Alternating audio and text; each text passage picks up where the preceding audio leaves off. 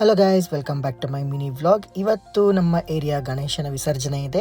Aluru housing board ಪಾರ್ಕಲ್ಲಿರೋ ಅಭಯಾಂಜನೇಯ ಸ್ವಾಮಿ ದೇವಸ್ಥಾನದಲ್ಲಿ ಗಣೇಶನ ಇಟ್ಟಿದ್ರು. ಸಂಜೆ ಅರೌಂಡ್ 4 to 5:30 ಅಷ್ಟರಲ್ಲಿ ಗಣೇಶನನ್ನು ರೆಡಿ ಮಾಡಿಕೊಂಡು ಟ್ರ್ಯಾಕ್ಟರಲ್ಲಿಂದ ಹೊರಟರು.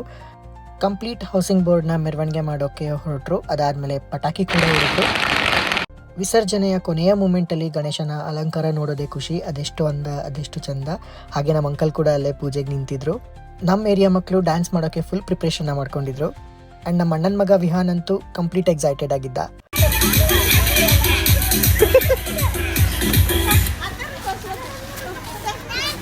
ಓಕೆ, ಇನ್ನು ನನ್ನ ತಂಗಿರು ಡ್ಯಾನ್ಸ್ ಮಾಡ್ತಾರೋ ಬಿಡ್ತಾರೋ ಹಣೆಗೊಂಡು ಪಟ್ಟಿ ಕಟ್ಕೊಂಡಿದ್ರು ಅಂತೇಳಿ ರೇಗಿಸ್ತಿದ್ದೆ ಅವ್ರಿಗೆ. ಹಾಗೆ ಮೆರವಣಿಗೆ ಮುಂದುವರಿತಾ ಕಂಪ್ಲೀಟ್ ಹೌಸಿಂಗ್ ಬೋರ್ಡ್ನ ರೌಂಡ್ ಹಾಕಿದ್ರು.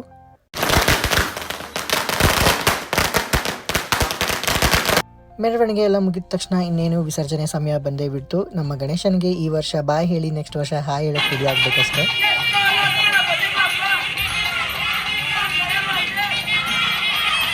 ಕೊನೆಯ ಪೂಜೆ ಮುಗಿದ ತಕ್ಷಣ ಇನ್ನೇನು ಗಣೇಶನ ವಿಸರ್ಜನೆ ಮಾಡೋಕ್ಕೆ ರೆಡಿ ಆದರು.